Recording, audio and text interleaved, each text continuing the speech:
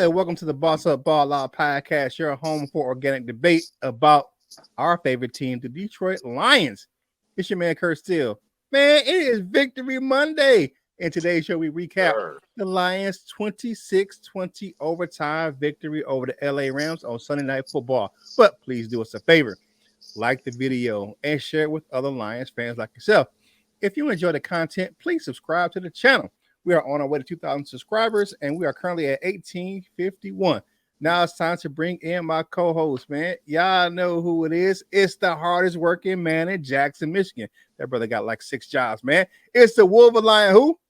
I'm still hitting that Victory Monday sea walk. Like that right there. Coach Mike Jones, what's going on, Lion fans? Man, and y'all know who it is, man. It's the biggest player from the Himalayas. Yak Town, no back down. My man, LL Cool Jones. What's going on, my guy? What's everybody? Happy Victory Monday. Man, if you guys are new to the channel and you don't know how our show works, we look at Detroit Lions news, headlines, and takes. If we agree, we say they are bossed up. If we disagree, we say they are balled on. And we give our take on why we agree or disagree. No hot takes here, baby. Just natural debate and our true thoughts and opinions about what's going on with our favorite team, the Detroit Lions. Man, Victory Monday, man. Let's get into what we're going to talk about on today's show. We're going to look at the Lions offense, how they played versus the Rams, then their defense, and then we're going to give our bossed up, balled out, and balled on players of the game. But first up in the shoot, my man LL going to recap what happened on the offensive side of the ball. What you got, my man? Man. My dog Kurt, you kind of said it just a few seconds ago as we were getting ready. It just looked, there was a lot of rust. And yeah, you could tell that, players didn't play in the preseason, all over the place. Offensive line, skill or position players, all that other stuff, wide receivers, all that stuff. But, they look decent at times. I believe that at sometimes maybe the Rams defense had figured them out because you saw 43, 43. I think it was John Johnson. He was calling it out, and that was the gentleman who had got that pick. But whatever. They blanketed St. Brown, so we were forced to use other targets. They also tried to cover up Laporta as well. They limited those two to St. Brown finished with 3 catches for 13 yards, and Sam Laporta 4 for 45 yards. So Sam Laporta's numbers aren't necessarily the worst, but St. Brown's are definitely like, whoa, what happened? But if you watch the game, you know exactly what happened. Eventually, they were able to run J-Mo off of some of that stuff. We got to see him late in the game with that, took that like slant or drag kind of deep. We got to see J-Mo get off. He took the long bomb. He got the end around and things like that. Before y'all want to say, oh no, Jared Goff threw him the ball. Yeah, it was short, and he had to turn around and stop and wait on him and pull out the sunglasses and make a Facebook post before the ball got there. So, but a lot of penalties, a lot of stuff to clean up, But I trust that they will. One thing that I will want to say is y'all's friend Jared Eugene Ulysses Golf in that post game interview thing, whatever it is, press conference. He was up there sounding all nonchalant and everything, man. I need him to put some more chalant in his voice, man. You need to act like you was or act better than you was out there about to get a game away. But just to speak back on, I guess like who the Lions named the player of the game, offensive player of the game, was our friend Jameson Williams. He finished with 5 catches, 143 total yards, and 1 touchdown. He had the 52-yard touchdown bomb from Jared Goff. One person that I want to shout out as well is my friend, if y'all are familiar with Paid in Full, Money Making Mitch. This is my guy, my man, Monty. I don't understand why we got away from him, but as soon as we put him back in there, or as soon as we started handing him the ball some more, he took right on off. I kind of thought he was hurt or something. I don't know if I asked that in the chat with us, but I for sure asked it. To other people, like, is Monty hurt or something like that? What's going on? But we ended up getting to overtime, and in overtime, Monty was the man. He had 5 carries for 45 yards in that overtime, and that touchdown. So offensively, again, we looked very, very, very rusty. I believe, we will look a whole lot better. I'm not mad at the performance overall, except for, one person. But, we'll talk about that. We'll get into that. And y'all already know who that is. But what do you guys think about that offense from last night? All right, man. I'm gonna go first there. I'm gonna let Coach Jones get his coffee in him right quick. I'm gonna say your takes are boss. Of course, man. It is what it is. We kind of agree on that one. That rust was just, you can see on both teams, but you can definitely see on our offense, man. It was just rusty. But Ben Johnson's play calling had me kind of scratching my head, man. That Rams young defensive front, they're not as good against the run as they were last year. Of course, missing Aaron Donald, they're not going to be. Montgomery started the game off good, and next, they went away from him. I'm like, what the hell are you doing? Like, that was supposed to be our tone setter for the whole game, and they just kind of went away from it. And we tried to get a little cutesy, passing the ball across the middle, and those Rams was having none of that crap, man. That new defensive coordinator must have looked at the tape from the wild card game. They said, we're not going to let St. Brown and Laporta eat. But all the work that J-Mo put in paid off, man. He was crisp. He had a lot of speed, leaving guys. Man, that double move was bananas.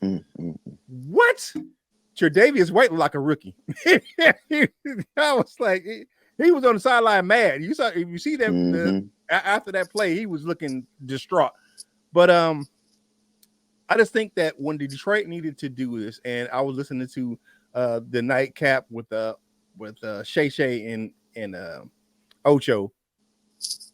Detroit, when they need to impose their will in overtime, Demo got behind that offensive line, the best in the league in overtime, man, and got disrespectful. I mean, it was straight disrespect. They just ran the ball down their throat, and I think the game would not have been close if they had done that earlier. But shout out to J-Mo and D-Mo for doing their thing. Now, I will tell you this, even though he sounded nonchalantly in the press conference, I watched JG's presser. He said, I threw an interception. I almost threw another one. He admitted his mistakes.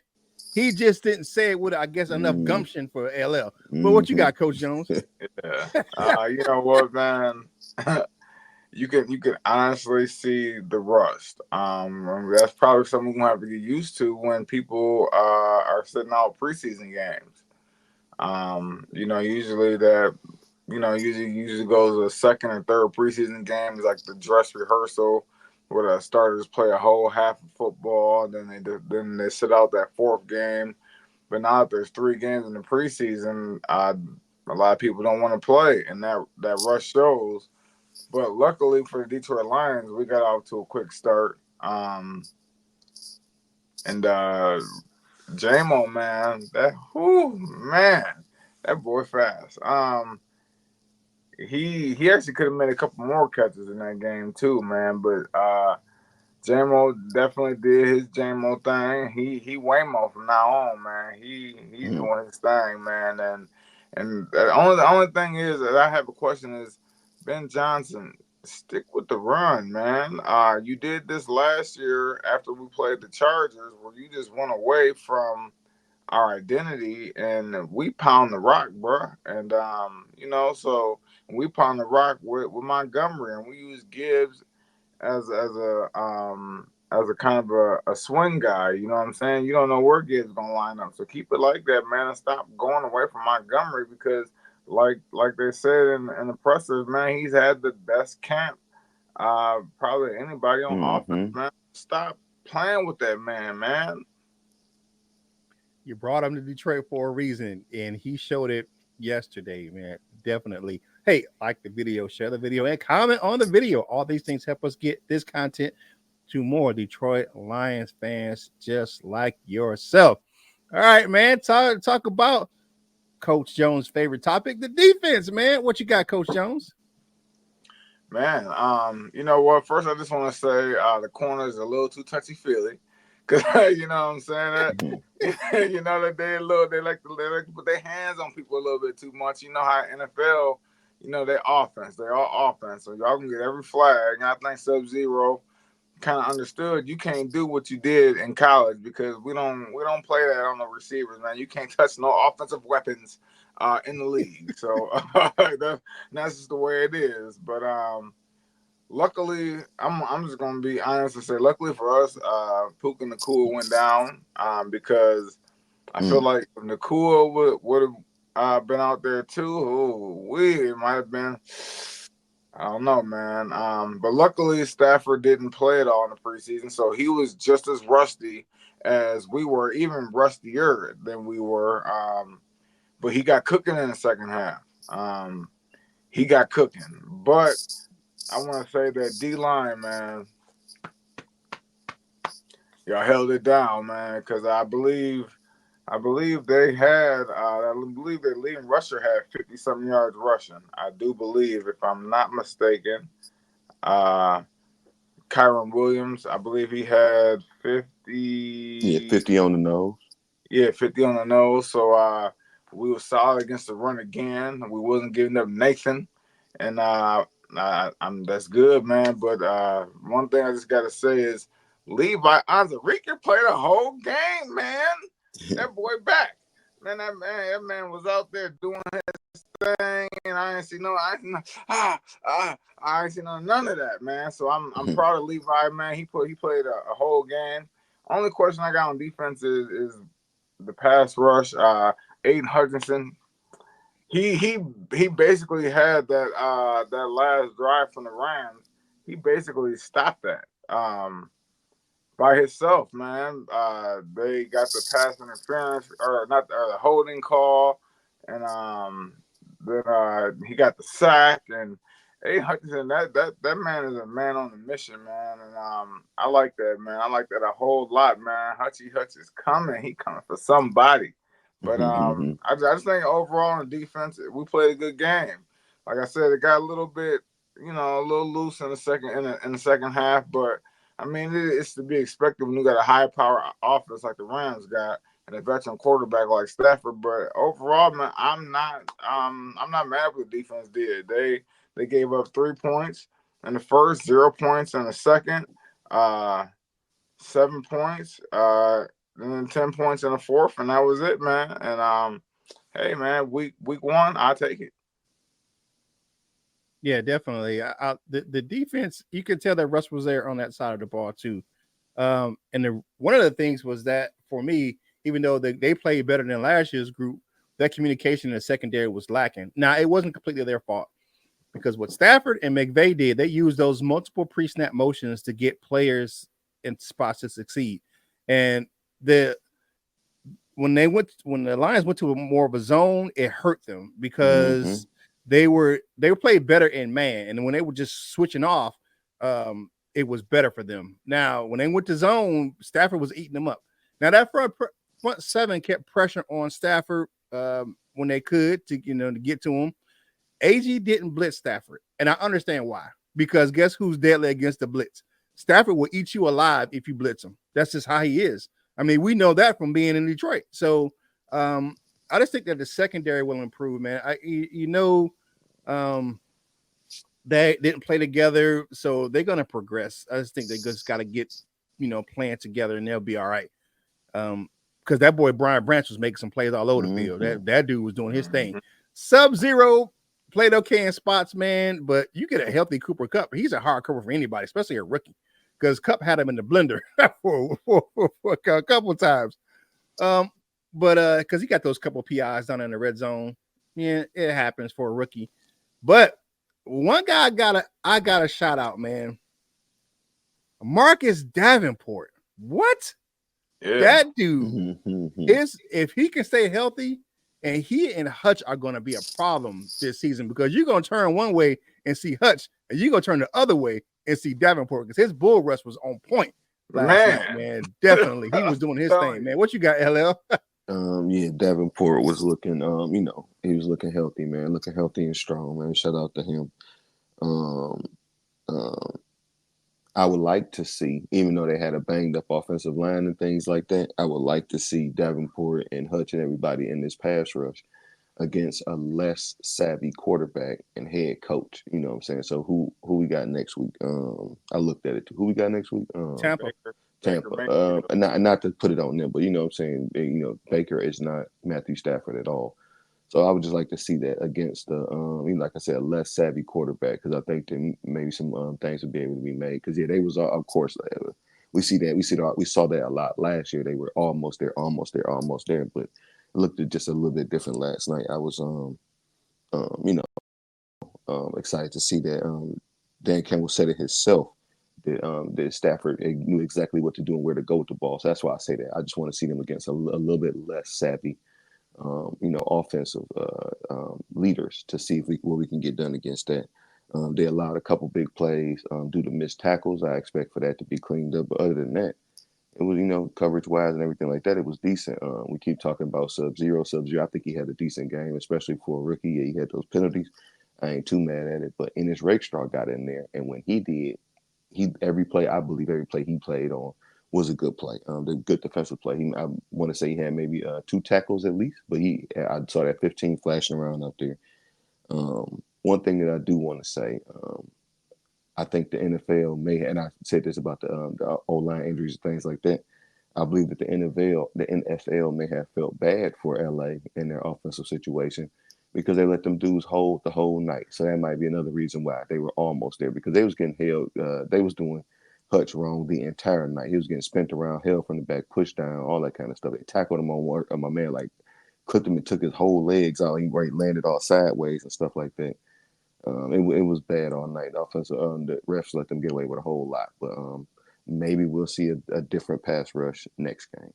Yeah, that was a clipping penalty. Was it McLeod? He just stuck his leg out, yeah, like tripping. I'm like, what are you doing? Like, what are y'all doing, man? I feel exactly what you're saying, my dude. I get definitely what you're saying. Hey, like the video, share the video, and comment on the video, man. We appreciate you right here on the Boss Up Ball Out podcast. We do this content for you, man. And shout out to my man Brian Stover.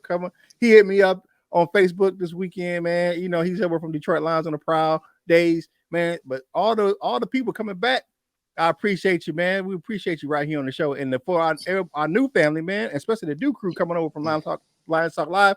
Thank you for tuning in right here at the Boss Up Ball Out podcast, man. We definitely appreciate you. It's all love. Now it's time to get in our Boss Up Ball Out players of the game. All right, of course, offense, man. J-Mo, that dude, Waymo was killing it right there, man. 5 receptions, 121 yards, that touchdown on that sweet double move that had Tre'Davious White just looking. He got flagged and still he got flagged for was it holding or something, and he still couldn't stop J-Mo. And then of course D-Mo, man, 17 carries, 91 yards, that touchdown, and him posing his will in that overtime period, man. That was the D-Mo show in that overtime period. It was just we're gonna hand the ball to this dude, man, and 5 gonna get it done on defense, man. I didn't even realize he had this many tackles. Alex only had 13. Man, he was getting it. He was getting it out there. He just was like flying. So he had 13 tackles, 3 tackles for loss. Aiden Hutchinson was imposing his will as well, man. He didn't get to Stafford a lot. He got to him a couple times. Of course, some of those holds, but that one sack, especially, he just shut that last drive down. Just like, yeah, you ain't doing this today. 1 tackle for loss and 4 quarterback hits, man. He was definitely getting to Matthew Stafford. So those are my boss up players of the game. They bossed up and balled out. Balled on. Got to be that secondary, man. I know they played better than, because, and especially in that first half, but they gave up 117 yards and a touchdown to probably a guy who's going to go into the Hall of Fame, man.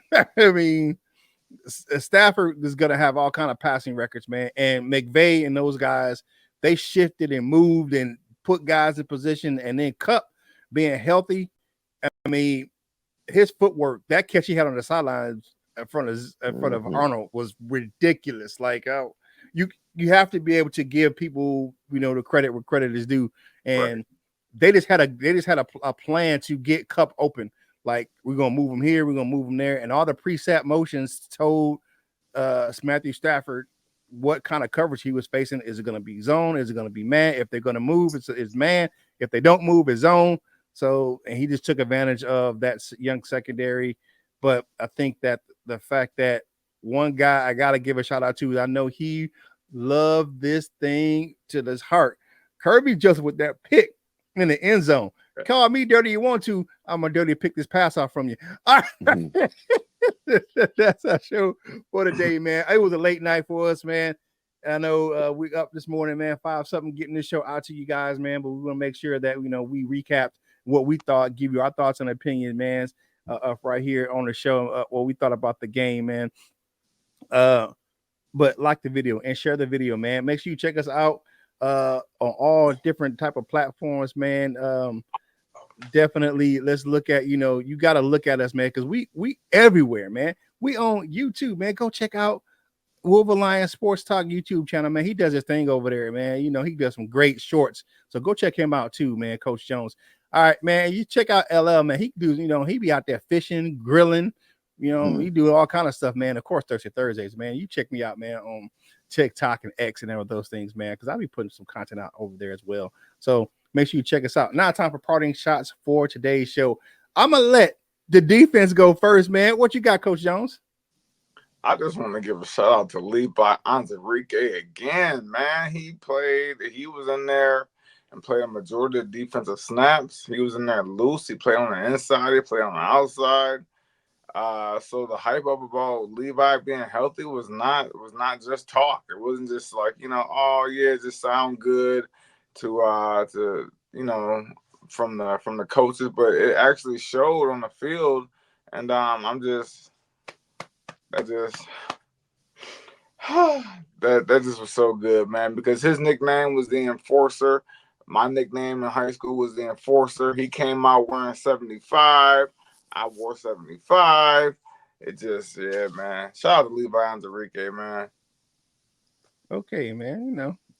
Coach Jones getting a little nostalgic and at this point. All right, what you got, LL? Shout out to y'all, man. Great victory for us fans, I suppose. On to Tampa Bay. Shout out to Kirby Joseph. Shout out to David Montgomery. Have a great Monday, y'all. It's the beginning of the week. Yeah, man. Thank you for tuning in right here in the Boss Up Baller podcast on a Victory Monday, man.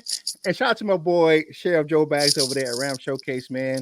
That's the guy I did the Hanging with the Ops episode. So shout out to him, man, because the Rams played tough and it was a lot closer game than I thought it was going to be. So I got to give credit where credit is due. He said he told me about Durant. That's the guy who almost had that pick. He was telling me about some guys over there, and they showed up. That new linebacker core, we might know who they are right now, but hey, you're gonna mess around and find out with those guys, man. But enjoy your work day. I know you guys are starting it out today, man, but make sure you do one thing for me. Well, two things. First thing, if you're having a good day, spread the joy, because I know you have a good day, man, because it's Victory Monday. But if you ain't having a good day, don't steal no one else's joy. And whatever you're doing, like, you got to boss up, ball out, and be the best version of you that you can be. With my man LL Cool Jones and Coach Mike Jones, this is Kurt Steele, and we will holla at you real soon.